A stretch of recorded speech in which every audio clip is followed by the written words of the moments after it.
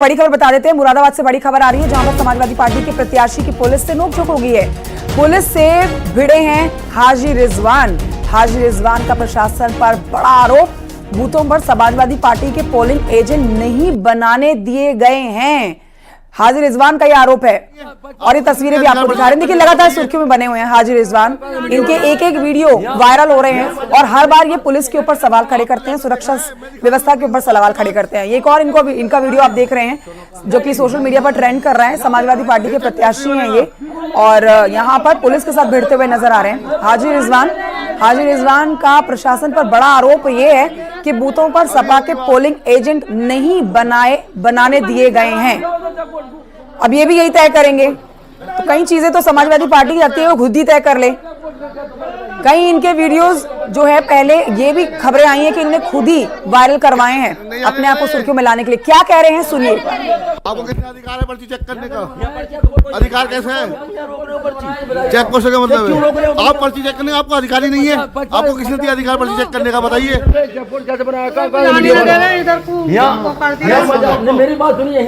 आपने लेटर देखा है? मैं दिखा दूं, नहीं हो तो आपके पास नहीं ये चेक पोस्ट नहीं होने का मार देंगे। प्रशांत, अब ये भी समाजवादी पार्टी तय करेगी क्या बूथों पर सपा के पोलिंग एजेंट नहीं बनाए हैं? ये पूरा विवाद बताएं। ये समाजवादी पार्टी के नेता हैं और यहाँ के प्रत्याशी भी हैं और इनका पुलिस से एक तीखी नोकझोंक का वीडियो वायरल हो रहा है। इनका आरोप है कि यह पुलिस ने यह चेकिंग पॉइंट बनाया है। हालांकि पुलिस संवेदनशील बूथों पे अक्सर जो है ऐसे बैरिकेडिंग लगा देती है, लेकिन ये जो प्रत्याशी है समाजवादी पार्टी के, इनके द्वारा यहाँ पुलिस से तीखी नोकझोंक हुई और जो हाजी रिजवान समाजवादी पार्टी के प्रत्याशी हैं, ये गांव के अंदर जो चेक पोस्ट बनाया गया है उसको लेकर पुलिस से झगड़ा करते हुए नजर आ रहे हैं और काफी देर तक ये समाजवादी पार्टी के प्रत्याशी हंगामा करते रहे, जबकि इनको पुलिस समझा रही है कि यहाँ बैरिकेडिंग लगाई गई है और यहाँ हालांकि किसी को रोका नहीं जा रहा है। लेकिन जो लोग पीछे भी इनके लिए खबर यही आई थी कि ये जानबूझ के अपने वीडियोस जो है वायरल करवा रहे हैं ताकि ये सुर्खियों में बने रहें।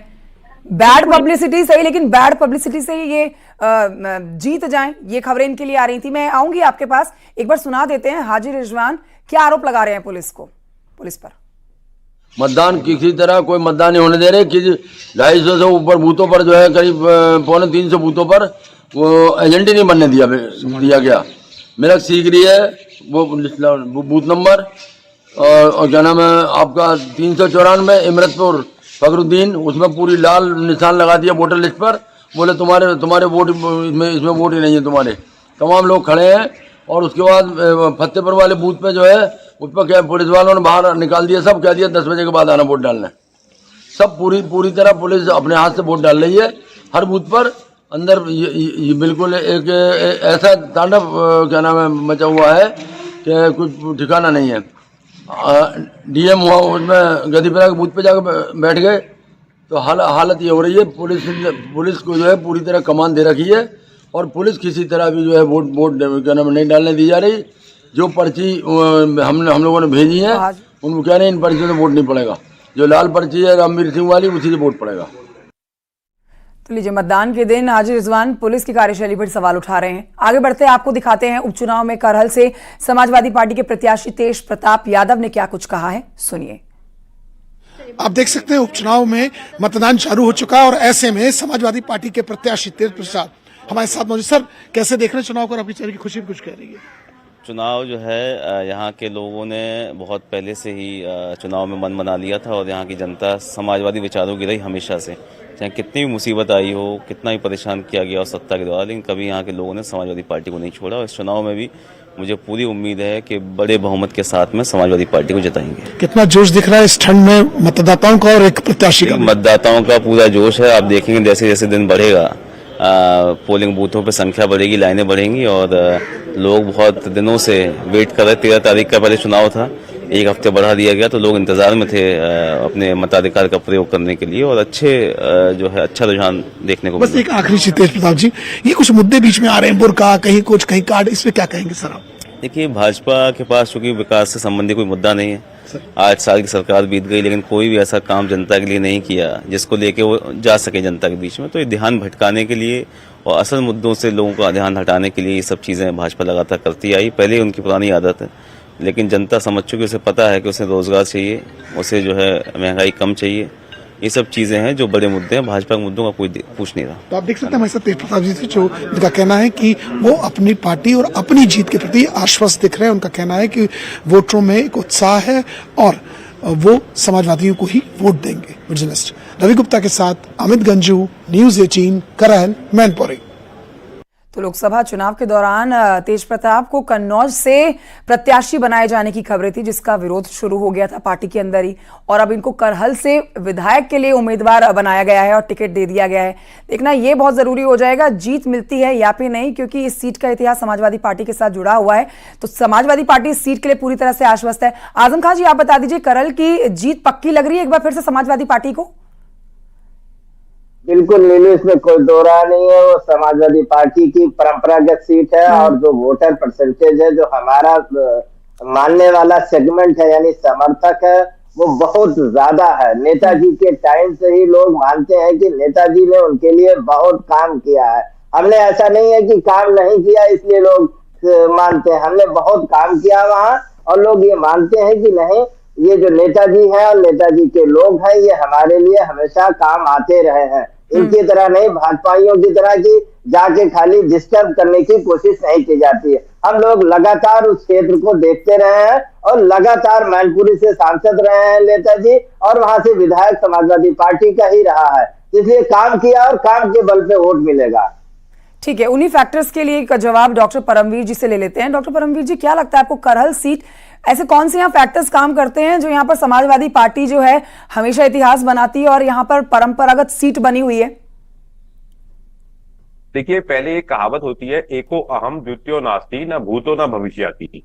ऐसा कभी नहीं होता है कि कोई एक व्यक्ति ही हमेशा नंबर 1 पे रहने वाला है। अगर हम वास्तव में बात करें करहल सीट की, तो एक बार बीजेपी यहाँ से जीती भी थी, और फिर माननीय नेताजी मुलायम सिंह जी ने जो जीते थे उनको वापस समाजवादी पार्टी में लेकर आए थे, और आज तक समाजवादी पार्टी में, वो मैं नाम अभी कोट नहीं कर पाऊंगा, वो 3-4 बार लगातार विधायक बने थे, लेकिन वो बीजेपी से भी जीते थे। हो क्या रहा है, देखिए, वोटों का समीकरण जो कोई भी पार्टी हो, वो मना करता है कि हम जातिगत राजनीति नहीं करते, हम धर्म की राजनीति नहीं करते। करहल सीट के ऊपर यादव जो है, उनकी अच्छी खासी संख्या है, निर्णायक होते हैं, वो जिस तरफ यादव वोट पूरा पड़ जाता है तो वो जीत जाते हैं। इसी फैक्टर को मुलायम सिंह जी ने भी क्लब किया था, MY factor, Muslim plus Yadav factor. देखिए, कोई कुछ भी डिनाय करता रहे, लेकिन यही कारण था कि लगातार जो जीतते थे, क्योंकि ये निर्णायक 50% से ऊपर निकल जाएगी वोट यहाँ पर जो होती है इस तरीके की। तो यही बात यहाँ पे चलती आई थी, लेकिन अभी जनता समझ रही है। आज प्रचार का बहुत तरीका होता है, जैसे अभी दिखाया जा रहा था कि भाई आप वोटिंग, आप पुलिस के साथ झड़प कर रहे हैं। अभी होता क्या है कि जो पार्टी उम्मीदवार होते हैं, ये चीजें मीडिया में आ जाती हैं, तो आप एक सीमा तक की उद्दंडता कर सकते हैं, मैं उद्दंडता ही बोलूंगा। व्यवस्था बनाई हुई है कि आपको इस व्यवस्था के अनुसार आपको वोटिंग करनी है। फॉर एग्जाम्पल, स्कूल का एग्जाम हो रहा होता है, व्यवस्था बनी हुई होती है कि अपने क्लासरूम में अपनी सीट पर ही बैठना है, जहां रोल नंबर अलॉट किया वहीं बैठना है। अभी अगर कोई शिक्षार्थी विद्यार्थी कहे कि नहीं, मैं तो अपनी पसंद की जगह पर बैठ के पेपर लिखूंगा, तो लिखने थोड़ी दिया जाएगा। तो जब संघर्ष होगा उसको लाइन में लाने के लिए, तो आप कहेंगे कि हमारे साथ जाति हो रही है। पुराने टाइम में इलेक्शंस में ऐसा बहुत होता था। और अगर हमने देखा है, जैसे नारे भी बात आ रही थी, मैं आप बीजेपी और सपा के लोग आपस में बहस रहे थे, नारों की बहुत बड़ी ताकत होती है जो चुनाव का परिणाम बदल देती है। अमेरिका में चुनाव हुआ, डोनाल्ड ट्रंप आए, तमाम बातें हो रही थी, let's make America great again. इसके बारे में अनेक लोगों ने, अपनी डेमोक्रेसी में छूट होती है, जैसा मर्जी विश्लेषण कीजिए, लेकिन ये जनता से जुड़ा हुआ नारा था, तो वहां पर चुनाव का रिजल्ट बदल गया। इसी प्रकार से भारत में भी हमने देखा है कि जो बटेंगे कटेंगे, आप जैसा मर्जी लीजिए, इसमें हिंसात्मक कुछ नहीं है। बटेंगे कटेंगे की बात राजनीतिक लोग अपने हिसाब से करेंगे, लेकिन लोगों ने इसका दंश चाहा है। जैसे फॉर एग्जाम्पल, बिल्कुल आपकी बात से ये बात निकलती है कि हर पार्टी कहती है कि जाति की राजनीति वो नहीं करती है, धर्म की राजनीति वो नहीं करती है, लेकिन इस बार बीजेपी ने जहां ओबीसी सबसे ज्यादा अपने कैंडिडेट उतारे हैं, तो वहीं समाजवादी पार्टी ने मुस्लिम प्रत्याशियों को, मुस्लिम चेहरों को मैदान में उतारा है।